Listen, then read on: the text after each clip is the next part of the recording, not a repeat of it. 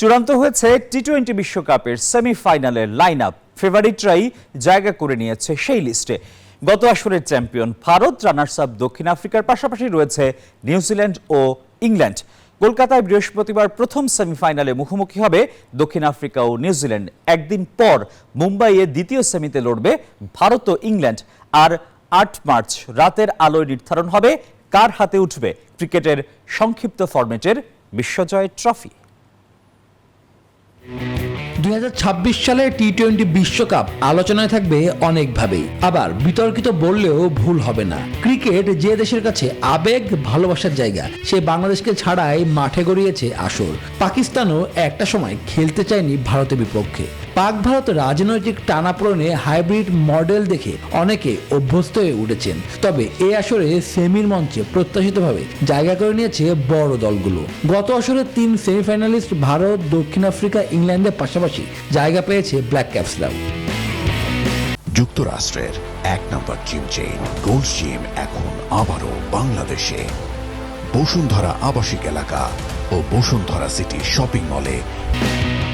আসরের প্রথম সেমিতে কলকাতায় দক্ষিণ আফ্রিকা লড়বে কিউইদের বিপক্ষে। এই আসরে এখন পর্যন্ত অপরাজিত দল তারাই। গ্রুপ পর্ব সাথে সুপার 8 মিলে প্রোটিয়ারা মাঠে নেমেছে মোট 8 ম্যাচ। সেখানে তাদের আধিপত্য ছিল চোখে পড়ার মতো। অন্যদিকে কিছুটা ভাগ্যের ছোঁয়ায় শেষ 4-এ জায়গা করে নিয়েছে নিউজিল্যান্ড। পাকিস্তানের সাথে সমান পয়েন্ট নিয়েও রান নেটে এগিয়ে থেকে তারা শেষ 4-এ। নিউজিল্যান্ডের শক্তির জায়গা তাদের দলগত পারফরমেন্স। আর দক্ষিণ আফ্রিকার দলকে সামনে থেকে নেতৃত্ব দিচ্ছে ক্যাপ্টেন এইডেন মার্করাম। তাদের পেস ইউনিটও বেশ শক্তিশালী। 5 আগস্ট আসরের দ্বিতীয় সেমিতে ভারতের প্রতিপক্ষ ইংল্যান্ড। স্বাগতিকদের শেষ 4-এ আসতে অপেক্ষা করতে হয়েছে গ্রুপ পর্বের শেষ ম্যাচ পর্যন্ত। ক্রিকেটের নন্দনকানন ইডেনে রান পাহাড়ের ম্যাচে তারা ক্যারিবীয়দের হারিয়ে জায়গা করে নিয়েছে সেমিতে। পুরো আসরে তাদের হার কেবল দক্ষিণ আফ্রিকার বিপক্ষে। মুম্বাইয়ের ওয়াংখেড়েতে বৃহস্পতিবার 3 লায়ন্সদের প্রতিপক্ষ মেড ইন ব্লুরা। আর ইংল্যান্ডও গ্রুপ পর্বে কিছুটা নড়বড়ে থাকলেও সময় গড়ানোর সাথে সাথে নিজেদের জাত চেনাতে শুরু করেছে।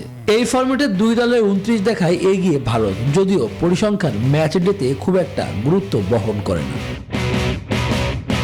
ক্রিকেটের সবুজ গালিচায় দিন দিন ফিকে হয়ে যাচ্ছে এশিয়ার দলগুলোর আধিপত্য।